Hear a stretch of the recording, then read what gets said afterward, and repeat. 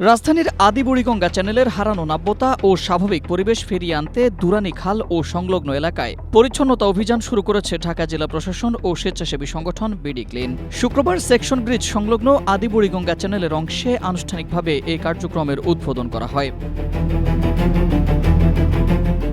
সংশ্লিষ্ট সূত্রে জানা যায়, প্রধানমন্ত্রী তারেক রহমান আদি বুড়িগঙ্গা চ্যানেল থেকে ময়লার ভাগাড় অপসারণ করে এর পূর্বের রূপ ফিরিয়ে আনার উদ্যোগ নিতে স্থানীয় সরকার প্রতিমন্ত্রী মীর শাহে আলমকে নির্দেশনা দেন। এরই ধারাবাহিকতায় চ্যানেলটি পরিষ্কার পরিচ্ছন্ন করা, নাব্যতা ফিরিয়ে আনা এবং দুই পাশে সৌন্দর্য বর্ধনের উদ্যোগ নেওয়া হয়েছে।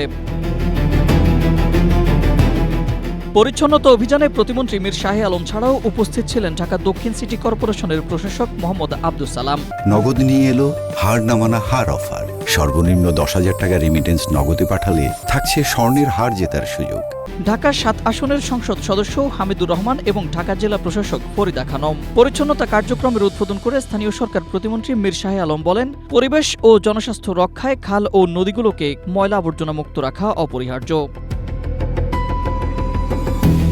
সংশ্লিষ্টরা মনে করছেন, পরিচ্ছন্নতা, নাব্যতা পুনরুদ্ধার, সৌন্দর্য বর্ধন ও ওয়াকওয়ে নির্মাণের মাধ্যমে আদি বুড়িগঙ্গা চ্যানেলটি তার হারানো প্রাণ ফিরে পাবে। একই সঙ্গে দীর্ঘদিনের দুর্গন্ধ, জলাবদ্ধতা ও পরিবেশগত সংকট থেকে স্বস্তি মিলবে স্থানীয় বাসিন্দাদের। Ahmed Imtiaz, Asia post.